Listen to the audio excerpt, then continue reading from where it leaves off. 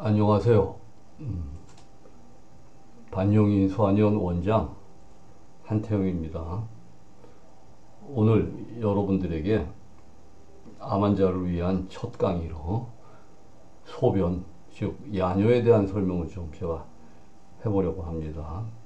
그 전에 저희 블로그에 들어와서 제가 최근 블로그를 시작했는데 여러 가지 자료를 보신 분들은 훨씬 더 이해를 잘 하실 수 있는데, 저는 우선 이 설명을 하기 전에 사상의학을 통해서 난치병 그리고 말기암들을 치료를 하고 있는 한의사입니다. 그리고 사상의학이 실제로 우리가 학교에서 배우기는 하지만은 사상의학을 이용해서 이렇게 암 치료를 한다는 것은 쉬운 얘기는 아닙니다.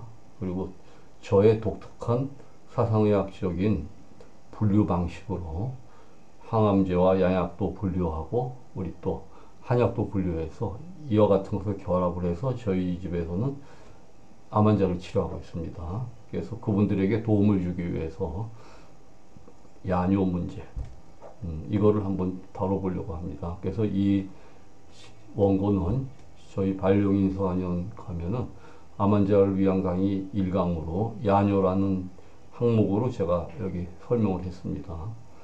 그래서 오늘 한번 이 야뇨를 설명하면서 여러분들하고 한번 첫 강의를 시작해 보겠습니다. 자, 위에서 여러 좋은 결과를 통해서 체질에 맞는 양약과 한약의 결합으로 말기에서도 획기적으로 암을 성장시키고 몸을 회복시키는 것을 알 수 있다. 제가 여러 가지 사례를 좀 실어봤어요. 근데 제일 중요한 게, 그럼 한약과 양약만 가지고 암 환자가 좋아지는 거냐? 절대 아닙니다. 환자의 노력이 굉장히 중요합니다. 그래서 제가 오늘 암 환자의 사상의학적 기전을 밝히기 전에 실천적으로 암 환자들에게 도움이 되는 몇 가지를 좀 설명을 하겠습니다. 제가 보는 견해는 암은 두 가지 요인입니다. 하나는 산소 부족, 하나는 지방 과다입니다. 산소 부족은 호흡 운동이 약해서 나타나는 겁니다. 또 지방 과다라는 것은 환자가 육식을 과도하게 섭취하는데 운동을 안 하기 때문에 나타나죠. 우리가 육식을 섭취해도 많은 노동이나 운동을 하는 분들은 충분히 소화를 시키고 지방질을 다 분해를 합니다. 근데 그렇지 않고 현대처럼 손가락만 움직이고 고개를 바짝 숙여가지고 저 핸드폰만 보고 있으면요, 이 몸 안에서 과도한 육식을 하시는 분들이 그 지질 같은 것이 분해될 수가 없습니다. 그래서 암 환자는 고기를 먹으면 안 됩니다. 예. 저희 한의원에 오면 고기 못 먹게 합니다. 근데 여기서 고기라는 것은 두 가지예요. 우리가 양방병원에서는 뭐라 그러냐, 환자분들에게 고기 많이 먹게 합니다. 항암을 해야 되기 때문에 당신 몸이 튼튼해야 되니까 그 항암제 힘든 걸 버티기 위해서 많은 영양을 섭취해라, 고기 좀 많이 드셔라, 이렇게 얘기합니다. 그러면 이 양반 선생님들이 말씀하시는 고기라는 거는 단백질을 말합니다. 우리 한국말은요, 고기라는 의미가 두 가지입니다. 소위 살코기, 단백질도 고기고 돼지고기, 지방도 고기입니다.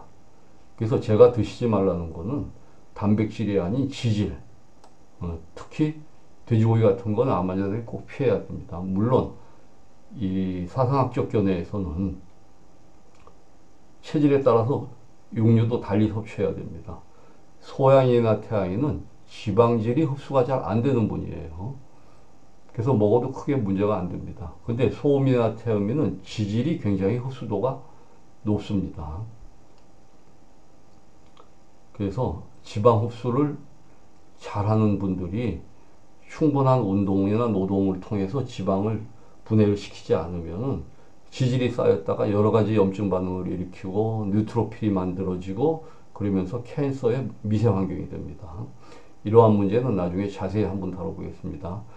그리고 저는 이제 개인적으로는 네 발 달린 육류보다는 물에서 헤엄치는 고기를 먹어라, 물고기 먹어라, 이렇게 합니다. 왜? 그냥 우리 단순히 생각해봐도 물고기는 하루 종일 움직이죠. 사람으로 말하면 쉴 새 없이 움직이는 분이에요. 테르비에 가끔 장수촌이 나옵니다. 여러분들이 그 장수 마을 또 장수하시는 분들을 들어가 보세요. 대부분 한의학적으로 소양인 체질입니다. 소양인들은요, 몸이 뜨거워서 항상 움직여요. 엉덩이가 가벼운 사람이. 그래서 환자가 왔을 때, 이 사람은 어찌 보면 소양인 같고, 어찌 보면 태음인 같을 때, 제가 묻는 질문이 있어요. 친구 집에 가면은 죽치고 앉아서 이야기하고, 좀 진득하게 앉아있다 오느냐, 아니면 빨리빨리 볼일만 보고 오느냐.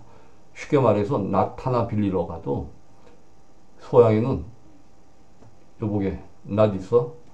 아, 내가 며칠만 쓰고 갖다 줄게. 할 말 딱 하고 낫 빌려갖고 집으로 가는 게 소양이. 똑같은 것을 답답해서 견디질 못해. 근데 태음이는 낫을 빌리러 가도 아이고 그간 어떻게 지냈어? 요새 첫째는 뭐 서울 가서 잘 있어? 둘째는 최근에 시집 가더니 잘 살고 있나? 한참 뜸을 들이고 이야기를 하다가 해질 때쯤 돼가지고 근데 혹시 나타나 남는 거 있어? 내가 좀 빌려서 쓰게. 마지막에 나오는 게 태음인이에요. 그래서 이 소양인들은 바쁜 사람이에요. 한의학에서 소양인은 불기운이에요. 불기운.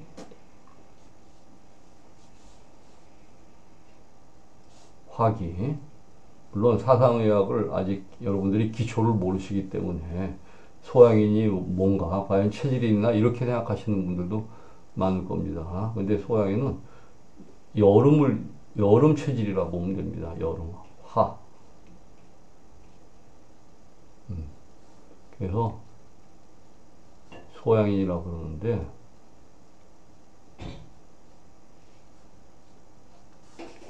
이 양인들은요 암이 거의 없습니다. 제가 볼 때는 이제 양인 한국은 90%가 음인이에요. 90%가. 그리고 10% 정도의 양인이 있다고 보면 됩니다. 이 중에 태양인도 있고 소양인도 있는데 양인들은 암이 잘 오질 않습니다. 다만 여자분들이 유방암이 있어요. 소양인이 유방암. 에스트로겐이 굉장히 높은 분들이에요. 그래서 에스트로겐이 높기 때문에 유방암은 잘 걸립니다. 소양인들이. 그리고 또 에스트로겐이 높은 분 중에서는 이거는 굉장히 좀 복잡하기 때문에 다음에 얘기하겠지만 태음인도 있어요. 태음인이라는 체질도. 근데 태음인이 에스트로겐이 높은 이유는 다른 이유입니다. 프로게스테론이라는 호르몬이 나오질 않아서 에스트로겐이 양적으로 높아지는 거고 소양인은 질적으로 에스트로겐이 높은 분들이에요. 이거는 여러분들이 아직 기초가 없기 때문에 잘 이해를 못 하실 테지만 아무튼 소양인들은 불기운이고 움직이기 좋아하고 잠시도 가만 안 있어. 청소도 후딱 해야 되고 매일매일 해야 되고 눈들이 밝아요. 아주 소양인들은 눈이 밝다 보니까 지저분한 거 눈에 띄면 견디질 못해. 설거지도 바로바로 해야 되고 태음이는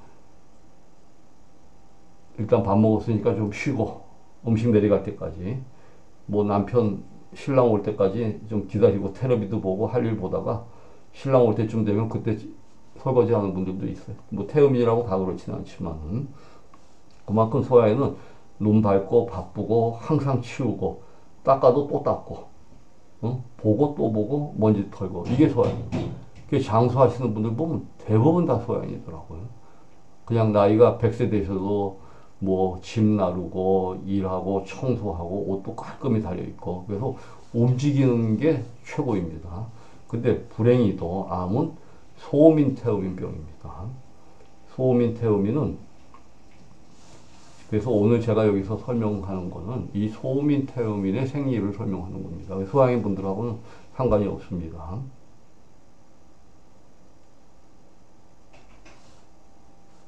그래서 우리가 조금 전에 말씀드렸던 소양인 태양인은 돼지고기 상관없어요. 근데 소음인 태음인은 우선 지방질이 많이 흡수가 되기 때문에 지질을 먹어서는 안 되고 또 우리가 아무리 봐도요 단백질이 좋다고 하지만은 지금 우리나라 환경에서 물론 방목을 하는 좋은 소들도 있겠죠. 하지만 대부분 조그마한 농장에서 한국이 땅덩어리가 크지 않다 보니까 특히 닭 같은 거는 이 닭장 안에서 지금 키우고 있어요. 그러면 자, 닭들이 엄청 스트레스 받겠죠. 짐승도 감정이 있죠. 자기 새끼 건드리면 걔가 와락하고 달려듭니다. 근데 자기를 가둬놓은 사람에 대해서 움직이지도 못하고 사람으로 말하면 감옥에 들어가 있는 건데 그 닭의 그 마음이 좋을 리가 없죠. 그러면 그러한 정신적인 에너지가 분명히 육류에도 영향을 미친다고 우리는 인정을 해야 됩니다. 그러니까 독을 품고 죽은 그런 닭의 시체를 먹는다고 생각하면 끔찍한 거죠. 그래서 저는 계란은 먹고 닭고기를 드시더라도 방목한 건 좀 암 환자들은 그게 좋다. 뭐 일반인들이야 뭐 크게 상관이 없겠지만 그런 걸 얘기합니다. 또 제가 지질을 없애는 방법으로 저는 암 환자들이 탕류, 국을 뭐 소고기국을 끓였던 생선국을 끓였던 잠시 냉동에다가 15분 정도 얼려두라 그래. 우리가 지방은 추우면 어떻게 됩니까? 굳어버려요. 이 지방이 굳는다는 거는 우리 암 환자들의 복수하고도 상관이 있습니다. 암 환자들이 말기가 되면 복수 흉수가 찹니다. 그 복수 흉수가 차는 건 여러 가지 원인이 있지만은 우리 몸에 림프액이라는 게 있어요. 림프액. 근데 이 림프액은 지질로 되어 있어요. 일종의 기름기. 그 부분에 대해서 잠깐 설명을 하고 가겠습니다. 이 림프 시스템이 있는데 이거는 한의학에서는 소양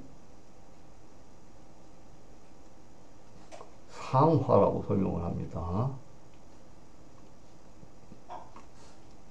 조금 일반인들은 어렵겠지만 일단 양이라고 보면 됩니다. 그리고 이거는 3초를 이룹니다. 3초.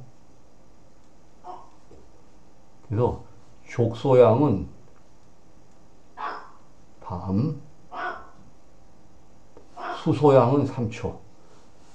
우리 한의학의 경락이론에는 수족의 두 가지 분류가 있습니다.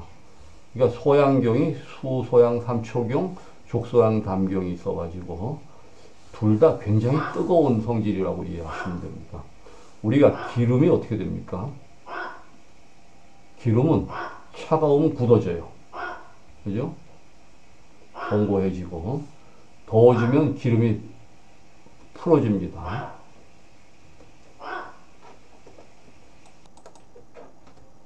그러면은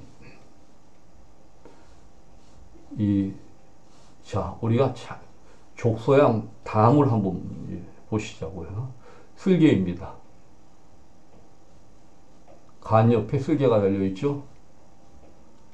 그래서 평소에는 여기가 잠겨 있다가 음식이 위장을 통해서 소화가 되고 십이지장으로 내려갈 쯤 되면은 가스트린이라는 호르몬이 나오면서 이 담이 수축이 돼요. 담낭이 수축이 돼가지고 담즙이 이제 총담관을 타고 들어와서 여기에 있는 췌장으로 들어가겠죠.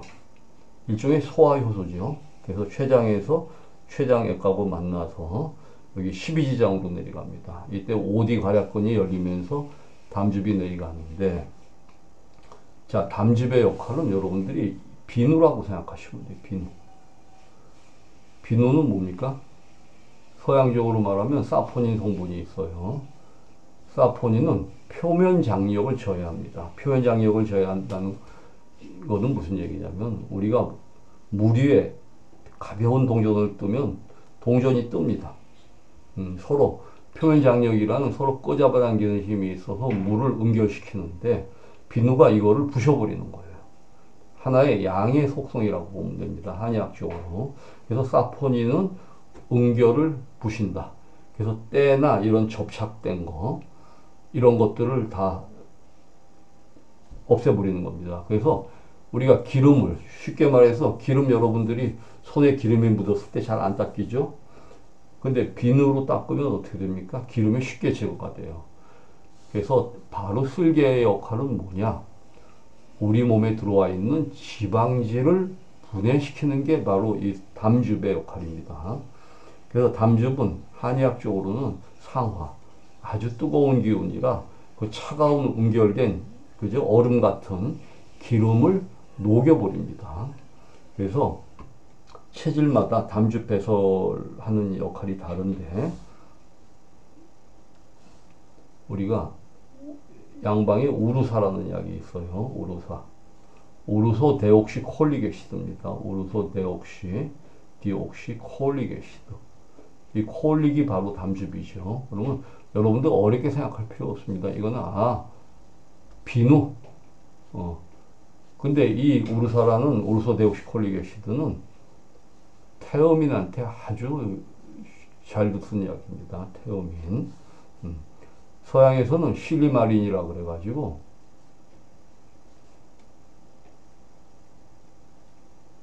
우리가 엉컨퀴가 있습니다. 한방에서 대개 소개합니다. 약재 이름으로. 이 엉컨퀴가 아주 오래된 그 간에 관한 병에 쓰였던 거죠. 결국 이거는 우르사하고 똑같이 태어민 약인데 담즙 배설을 시키는 거고, 이 시리마린을 하는 엉컨퀴하고 유사한 저게 아티초크라는 게 있습니다. 우리가 아티초크라 그래가지고 조금 비싼 식품으로 나오는데 아티초크도 태어민의 담즙 배설제입니다. 반면에 우리 동양에서는 또 이게 있어요. 소민의 경우에는 뭐가 담즙을 배설시키냐? 강황, 그죠? 울금, 강황, 울금, 생강, 파,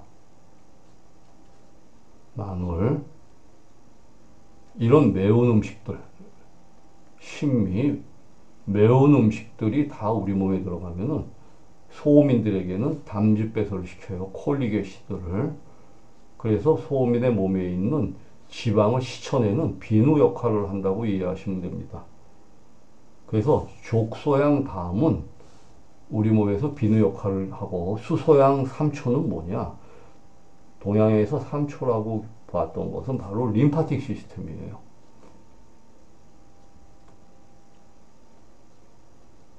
림파틱 시스템. 림프에는 뭐가 있냐? 지방이 들어가 있어, 지방. 자, 하나님이 왜 림프 시스템을 기름으로 만들었겠냐? 여러분들 튀길 때 뭘로 튀깁니까? 우리가 기름을 튀기죠. 물은 100도에서 끓습니다. 근데 기름은 200도에서도 버티고 온도가 200도까지도 올라가고, 뭐 제가 정확히는 모르지만 그 이상도 올라갈 겁니다. 그러니까 열을 일으키기 위해서 굉장히 이 지질을 써서 그 안에서 고온을 올리기 위한 거죠. 자, 우리 몸에 어떤 이상적인 바이러스 같은 게 들어왔을 때 그 바이러스하고 대항하고 바이러스를 태워 죽이기 위해서 고열을 내야 되는데, 그 고열을 내기 위해서 우리가 피를 만약 열을 난다 그러면 피가 다 타버리겠죠. 그죠? 그래서 피보다는 지질이 높은 림파틱 시스템, 소위 한의학적인 3초 시스템을 이용해서 열을 담아 있을 수 있게 만들었어요. 근데 문제는 이 림파틱 시스템이 몸이 차가워지면, 사람 몸이 활동을 하고 운동을 하면 림프 시스템이 뜨거워지면서 평소에 잘 흘러가는데, 림파액이 사람이 추워지고 몸이 추워지면 암 환자들 같은 경우에 어떻게 되겠습니까? 림파틱 시스템은 혈관하고 같이 가는데 이 굳어버려요. 여기에 있는 지질이 엉키게 되는 거예요. 쉽게 말하면 림파틱 시스템이. 그러다 보니까 심장에서는 피를 밀어냅니다. 근데 3초인 림파틱 시스템이 흐르지를 못해. 그럼 어떤 일이 벌어져요? 이 림프액이 새어나옵니다. 이게 바로 복수 흉수가 차는 거예요. 그러면은 림파틱 시스템이 일단 새어나오기 시작하면 우리 몸 안에서는 어떤 일이 벌어져요? 원래 혈액과 림프액은 같이 서로 만납니다. 심장에서. 근데 여기 림프액에서 소위 수분이 탈수가 돼버리고 나니까 우리 몸의 전체 순환하는 혈장량이 줄어들어요. 소위 하이포몰레믹 시스템이 옵니다. 몰레믹. 하이포몰레믹 하는 이런 몸의 상태가 스테이트 시스템이 아니고 스테이트가 되겠죠. 그러면 이렇게 혈액량이 결국 복수흉수로 새어나오면서 우리 몸의 혈류량이 줄면 우리 몸은 어떻게 됩니까? 맥박수를 빨리 뛰게 만들어요. 혈액량이 줄었기 때문에 혈압을 높이든지 아니면 프리퀀시, 맥박수가 빨라져야 돼요. 그래서 암 환자가 복수흉수가 찼는지 안 찼는지는 우리는 CT나 엑스레이로 충분히 알 수가 있지만은 그보다도 맥박수를 보면 알 수가 있습니다. 벌써 복수흉수가 차면은 맥박수가 105회, 110회 이렇게 가는 겁니다. 그러면 이 복수흉수를 뺐을 때 더 안 차느냐? 또 차죠. 왜? 흐름의 한 부분이 아주 추워서 굳어 있기 때문에 흐르질 못하니까 또 계속 새어 나옵니다. 우리 방에서 파리 쫓아냈을 때 파리 7마리 쫓아내면 또 7마리가 들어와. 똑같은 원리. 근데 이거를 계속 주사기로 빼면은 결국은 혈액량이 줄어들으니까 맥박수는 그만큼 빨라지고 이게 130, 140회 되면 이제 환자가 잘못하면 심장 샥으로 와서 사망할 수가 있죠. 그러면 이 림파틱 시스템인 소양의 3초의 원리를 여러분들 충분히 이해를 했을 겁니다. 그럼 이걸 어떻게 해결을 하느냐? 이거는 지금 나중에 할 오늘 주제하고 좀 다르지만은 그래도 시작한 김에 제가 조금 설명을 하고 넘어가겠습니다. 이 림프 시스템은요, 원적외선 밖에 없어요. 우리가 뭐 과학을 하는 분들 입장에서는 야, 그 무슨 맥반석 사우나가 뭐야? 숯가마가 무슨 소리야? 어떻게 암이 맥반석이나 숯가마로 없어져? 숯가마는 아무래도 조금 이건 숯이 날리니까 좋지는 않겠죠. 근데 요새 웬만한 대형 목욕탕, 작은 목욕탕들 다 없어졌으니까 가면 황토방이 있어요. 황토방. 거기서 원적외선이 나옵니다. 원적외선이. 이 원적외선 우리가 그냥 우리 몸의 피부에 따스하게 우리가 물을 데펴 갖고 여기다가 마사지를 했을 때는 이 온도가 깊이 안 들어가요. 근데 여러분들이 한번 실험을 해볼 필요가 있어요. 돌멩이 있죠? 자갈, 주먹만한 자갈을 하나 구하셔가지고 이거를 원래는 가스에다 달구는데 그러실 필요 없어요. 전자레인지에 괜찮습니다. 전자레인지에 이 돌멩이를 달구는 거예요. 한 3분 정도 하면 됩니다. 3분. 그럼 돌멩이가 엄청 뜨겁게 가열이 돼요. 그러면 이거를 그냥 만지면 큰일 납니다. 여러분들이 나이 드신 분들은 이거 하시면 안 돼요. 젊은 분들은 괜찮은데 우선 뭘로 싸야 되냐? 알루미늄 호일로 싸셔야 돼요. 알루미늄 호일로 돌멩이를 잘 싸고 신문지 같은 거로 또 한번 싸고 마지막에 헝겊을 싸든지 주머니 안에다 꼭 밀봉을 잘 하셔야 됩니다. 이거 괜히 올려놓고 뜨뜻하니까 잠자다가 풀리면 크게 화상을 입어요. 근데 이런 식으로 해갖고 돌멩이를 전자레인지에 덮여가지고 3분 정도 해가지고 알루미늄 호일 싸고 신문지 싸고 마지막에 헝겊으로 싸서 하면요. 서너 시간 동안 엄청난 여기에 원적외선이 나오면서 우리 몸이 덮여져요. 이 원적외선만이 깊이 침투가 돼서 바로 조금 전에 말씀드린 이 림파틱 시스템에 굳어 있는 거를 풀을 수가 있어요. 그래서 우리가 과학을 하시는 분들은 저게 무슨 소리야? 황토방이 도대체 효과가 있어? 지금 이렇게 굉장한 과학적 투자로도 해결이 못하는 문제를 근데 의외로 황토방이나 이런 찜질기에 의해서 원적외선이 이 림파틱 시스템을 녹일 수 있습니다. 그리고 조금 이따 나오겠지만 제가 전자레인지에 대해서 또 한번 설명을 해보겠습니다. 이 전자레인지 안 좋다고 안 쓰시는 분들이 많아요. 그럼 전자레인지라는 거는 마이크로웨이브입니다. 아주 극초단파에 의해서 우리가 쓰는 거죠. 그럼 제가 실험을 하기 위해서 고구마를 하나 전자레인지에다가 넣어가지고 구워봤어요. 고구마를 넣어가지고 구워봤는데, 색깔이 노랗죠, 고구마가. 딱 쪼개서 보니까 이 고구마가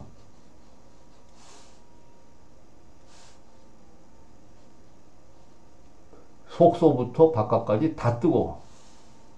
엄청나게 뜨거워요. 자, 이거는 어떤 원리예요? 전자레인지의 마이크로웨이브가 이 고구마에 있는 수분을 건드린 거예요. 수분, 물 분자를 건드려서 물 분자를 막 빠르게 진동을 해서 열이 나겠죠. 그게 덮인 거예요. 제가 이쪽 전문가는 아니니까 뭐 자신 있게 말씀드릴 수는 없습니다만, 우리가 모르는 사람이 봐도 이 성분이 갑자기 고온에 노출이 되면 어떻게 돼요?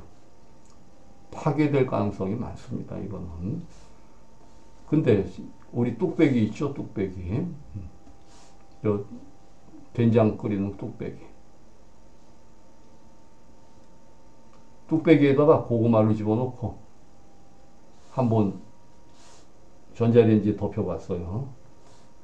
그래서 이제 끄집어내서 이 뚝배기에서 한 고구마를 봤더니 이 바깥은 뜨거워요. 근데 내부는 차가워.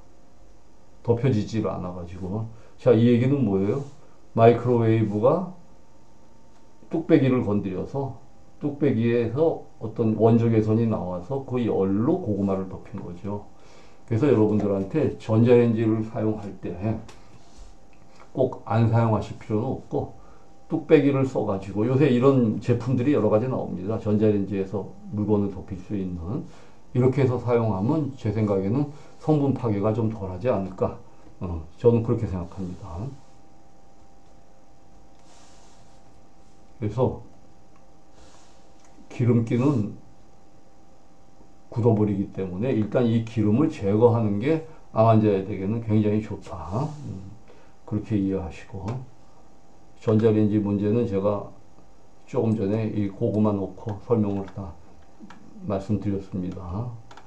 자, 그러면 실은 아직 본론까지 못 갔네요. 시간이 벌써 많이 지났는데, 암의 두 가지 요인인 산소 부족과 지방 과다 중에서 우리는 산소 부족을 얘기하려고 합니다. 암은 산소 부족으로 일어나는데, 산소가 부족한 이유는 하나는 운동이 부족하고, 또 아무리 운동을 많이 해도 혈액이 부족하면은 산소 공급이 안 됩니다. 산소를 실어 나르는 건 적혈구고, 적혈구는 혈장 속에 있습니다. 혈장은 가장 근원적인 성분은 뭡니까? 결국은 물입니다. 우리 몸에 혈액량이 늘어나야 됩니다. 그래서 혈액량이 부족한 것은 학술적 용어로 디하이드레이션, 물이 빠져나갔답니다. 그 암 환자는, 여기서 말하는, 제가 말하는 암 환자는 소음인 태음인이에요. 싱겁게 먹는 습관을 하면 안 됩니다. 그리고 야뇨, 이제 야뇨를 제가 오늘은 실은 설명하려고 하면서 전제로 많은 암에 관한 설명을 했습니다. 그래서 소금과 야뇨가 오늘의 주제입니다. 암 환자는 제가 보는 견지에서는 탈수에 의해서 생기는 병이 암이에요. 몸에 순환 혈장량이 줄어들면 그 끝에, 극도의 탈수 끝에 암이 발생하는 거예요. 자, 우리가 사막에서 물을 마시지 않고 걸었다고 하면은, 그죠? 탈수가 되면은 소변으로 나갈 것도 없어요. 체내의 수분량이 줄어들고 아주 심한 기가를 느껴요. 그러면 사람들이 흙탕물이라도 우선 뭐 정신없이 마시려고 듭니다. 그렇죠? 우리 몸은 기갈에 대항해서 몸에서 신호를 보내죠. 어떤 혈액량이 부족했을 때. 근데 암 환자는 왜 탈수인데도 불구하고 물을 마시지 않을까? 우리 이런 생각을 한번 해볼 필요가 있어요. 이거는 탈수에 적응을 한 겁니다. 암 환자가. 무슨 얘기냐? 이 소양이 있는 태양인은 한의학적 견해에서는 양입니다. 양. 그러면 양과 음을 먼저 한번 설명을 해야 돼. 한의학의 원리는 추나 추동이라고 그냥 이해하시면 돼요. 추나 추동.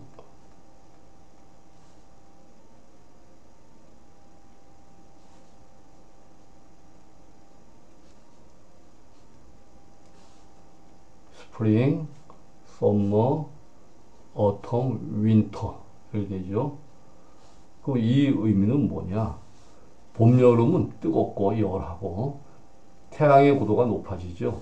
가을, 겨울은 차갑고, 그죠? 여기서 이제 한소 온냉의 변화죠. 그러면 사물은 뜨거워지면 어떻게 됩니까? 팽창을 합니다. 우리가 물질의 분자 사이에 두 가지 힘이 있어요.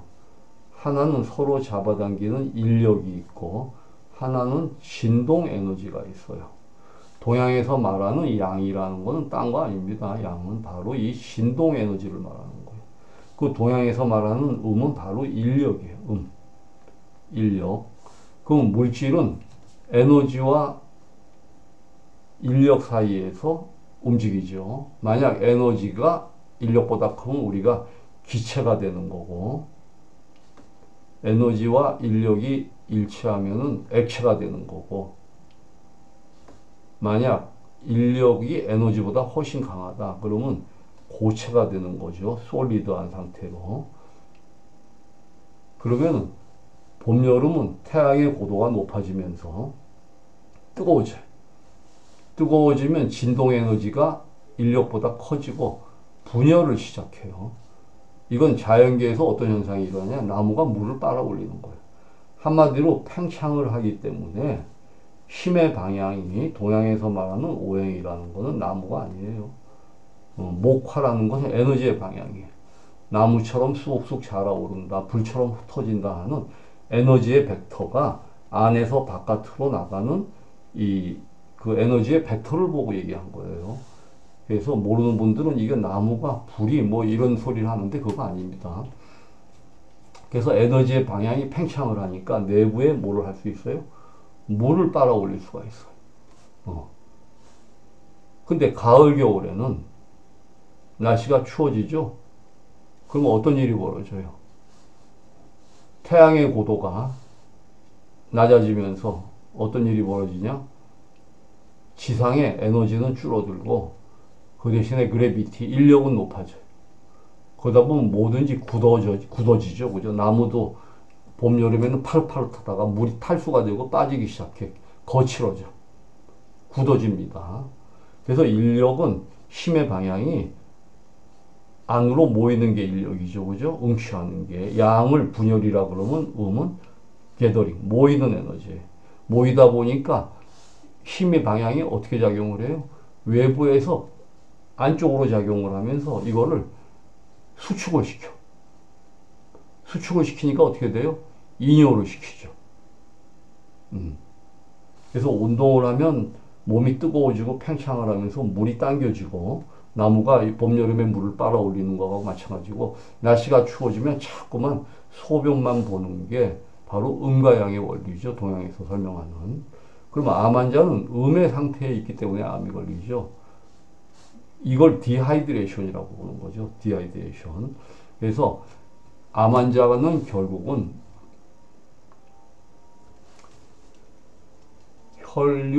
혈액 양이 부족하면은 산소 공급이 안 될 거고 우리가 O2가 공급이 안 될 거고 O2가 공급이 안 되는 현상 중에 하나로 우리는 뭘 알 수 있어요? 소변. 밤에 소변을 서너 차례 본다. 아, 이 사람 혈류량이 줄고 있구나. 암이 지금 자라고 있구나. 이렇게 생각해도 뭐 무관합니다. 뭐 일반인이 야뇨 보는 건 좀 다른 원인이에요. 그래서 암 환자는 야뇨를 우리가 걱정을 해야 되고 자기 몸을 가늠할 때 야뇨가 내가 몇 차례인가를 봐야 돼요. 근데 이 경우 야뇨를 없애는 또 약을 쓸 수가 있어요. 양방 선생님들이. 그럼 우리 고전적으로는 오줌 싸게 뭐 얻으러 다녔어요? 소금 얻으러 다녔어. 소금. 그래서 여기서 우리가 잠깐 전제가 필요합니다. 양과 음이. 제가 첫 강의이기 때문에 여러분들한테 좀 긴 강의를 하게 되는데, 양과 음은 뭐냐? 양인하고 음인이 뭐가 다르냐? 양인은 봄, 여름의 에너지를 갖고 있고, 음인은 가을, 겨울의 에너지를 가진 사람이에요. 그러면 이건 막연하죠, 굉장히. 생리학적으로 이해를 합니다. 우리가 민물고기가 바다에 들어가면 어떻게 되겠어요? 부어버려요, 부어. 스웰링. 재작년인가 작년인가 중국에서 홍수가 나니까 붕어잉어가 강 하구에 쓸려 내려가요. 그 강에서 바다로 합쳐지는 이 하구에서 붕어잉어가 다 염분을 섭취해서 떠올라. 그러니까 중국 사람들이 그 비에도 이거 죽기에 바빠. 국 끓여 먹느라고, 용봉탕 해 먹으려고. 근데 바다 물고기는 아무리 소금을 먹어도 붙습니까? 안 붙습니까? 안 붙습니다. 왜 안 붙겠어요? 어레이즈, 소디움, 항상 소금이 배설이 되고 포타슘이 들어오는 거예요. 그래서 항상 소금이 배설이 되고 포타슘이 칼륨이라고 그러죠. 포타슘이 들어오는 체질이 음인이다. 반대로 항상 소금이 들어오고 포타슘은 배설을 시키는 게 양인이다. 이렇게 이해하시면 돼요. 그래서 양인들한테 필요한 거는 포타슘이고 음인들한테 필요한 거는 소금입니다. 바닷물고기가 아무리 소금을 먹어도 소금이 배설되듯이 음인들은 항상 포타슘이 올라가고 소금 농도가 떨어져 내려가요. 근데 여기다가 소금이 떨어지면 어떤 일이 벌어져요? 우리 몸에서는 우리 혈액에 삼투압이라는 게 있습니다. 혈액의 삼투압을 이루는 것은 두 가지예요. 하나는 소금하고 알부민입니다. 알부민은 일종의 단백질이고 또 한 가지는 바로 이 제일 중요한 소금이에요. 소금. 소금 농도가 떨어지면 몸 안에 삼투압 현상이 없어지면서 우리가 듀레틱, 이뇨가 되기 시작해요. 그게 심해지면 탈수가 돼버리는 거죠. 소디움이. 물이 재흡수가 안 되는 거예요. 재흡수가. 근데 음인들은 항상 소금이 낮아지려는 경향이 있는데 싱겁게 먹으면 탈수가 되고 혈액량이 줄어들어요. 혈액량이 줄어들면 어떻게 돼요? 우리 집으로 말하면 보일러에 물이 없는 거예요. 안방은 따스하지만 문간방은 차가워. 사람이 기운이 없어. 저리고 쥐나고 어지럽고 무기력하고. 그러니까 생각만 하고 운동을 안 하는 거죠. 그러다가 그거를 우리 한의학에서는 골이라 그래요. 골증. 고름해서 골. 모자란다. 오그라들었다. 고사리 골입니다. 여기다가 이 풀초를 하면은 고사리가 돼요. 고사리 처음에 나올 때 이렇게 펴져 있죠. 이 오그라들었다는 거예요. 사람이 추우면 오그라들죠. 손발이 마비가 되고 이게 골이에요. 골의 상태는 바로 소금기가 부족한 거예요. 근데 그게 오래 거기에 적응을 하다 보니까 몸이 그만큼 무기력해지고 안 움직이면서 대신 생각만 많아져. 그러면서 암으로 진행이 되는 거예요. 그래서 암 환자들 중에서 스트레스를 받으면 우리가 운동할 겨를이 어디 있어요. 문제 해결하기 위해서 생각만 하는데 그게 몸을 냉하게 하고 염분이 떨어지고 소음인 태음인에게 일어나는 거죠. 반면에 양인들은 항상 소디움이 들어오고 포타슘이 떨어져 나가. 그럼 우리가 이 포타슘이 높은 음식이 뭐냐? 대표적인 게 커피예요. 암 환자들 커피 마시면 큰일 납니다. 나는 죽어도 커피 마시겠다. 거기 소금 타면 됩니다, 여러분들. 커피가 포타슘이기 때문에 소금을 아주 진하게 타가지고 염도계로 한 1.4면 드세요. 1.4. 뭐 2.0. 짤 정도로. 이 커피 마시면 상관없어요. 우리 한국은 차들은 양반이 먹었던 거고 귀한 거니까 요즘 보면 커피 소비가 엄청 많죠. 커피 소비가 많은데 우리 포타슘이 높은 거는, 즉 이뇨를 시키는 거는 커피, 녹차, 코코아, 콜라, 초콜릿, 도마도, 오이, 상치, 치커리, 브로콜리, 감자, 호밀, 호박, 가지, 우엉, 당근, 양상치, 양배추, 사과감, 포도, 모밀, 호밀, 옥수수, 감자. 이게 다 포타슘 높은 음식들이에요. 소음인, 태음인 암 환자는 피해야 돼. 소양인 태양인 암 환자에게는 아주 좋지만 소양인 태양인 커피 마셔도 아무 상관없습니다. 하지만 소음인 태음인은 카페인을 마시게 되면은 이게 프로게스테론에도 영향을 줘요. 유방 조직에도. 이거는 제 얘기가 아니고 유방학회에서 나온 책에 쓰여 있습니다. 황체 호르몬의 형성에 이상을 준다. 커피가. 근데 가장 중요한 거는 커피는 탈수를 시키기 때문에 포타슘 덩어리가 탈수를 시키기 때문에 또 어떤 책에는 감자가 소음인 걸로 되어 있어요. 우리 이 사상의학이라는 게 확실히 정립이 안 돼 있다 보니까 각 이거를 연구하시는 선생님마다 딴소리를 하는데 그렇지 않습니다. 감자는 엄청 포타슘이 높아요. 이거 먹으면 이뇨가 돼버리는 거예요. 이뇨가. 그래서 이 탈수시키는 거를 먹으면 안 돼요. 커피를 마시면 안 됩니다. 암 환자는. 그리고 짜게 먹어야 돼요. 그래서 제가 조금 전에 말씀드린 암 환자는 95%가 음인이고, 음인은 바닷물고기고, 자, 소금은 여름이고, 그죠? 나무가 물을 빨아 올리고, 가을에는 나무가 물을 배설한다. 그렇죠? 생리학적으로 소금이 빠져나가고 포타슘이 흡수되는 체질이다 했습니다. 이거 다 설명했고, 나머지는 여러분들이 한번 블로그에 들어가서 읽어보시기 바랍니다. 자, 그러면 암 환자는 포타슘이 높은 이런 도마도 오이, 그러니까 전립선암에 도마도 먹는 분 큰일 납니다. 이거는 전립선암이 소양이보다는 소음인 태음인에게 맞기 때문이에요. 그래서 도마도 오이, 상치, 감자 이런 거 좀 피하시기 바랍니다. 그리고 암 환자 물 싫어합니다. 물을 안 마셔서 오는 게 암이라고 봐도 뭐 과언이 아니에요. 근데 나는 물을 많이 마시는데 어떤 분들 뭐 3000cc 마시니까 3000을 마셔요, 실제로. 근데 소금하고 더불어서 물을 마시지 않으면요, 오히려 물이 겨울나무에 물 주는 것처럼, 겨울나무에 물을 주면 나무가 물을 빨아들입니까? 얼어 죽습니다. 몸을 오히려 냉하게 만드는 거예요. 그리고 자, 일단 제가 1부를 여기까지만 하겠습니다. 그래도 42분이네요. 다음 2부에서는 저혈액량이 어떻게 암을 유발하는가에 대한 학술적인 얘기를 하겠습니다. 그리고 그 다음에 어떻게 과연 현실적으로 야뇨를 없애는가 하는 문제를 다뤄보겠습니다.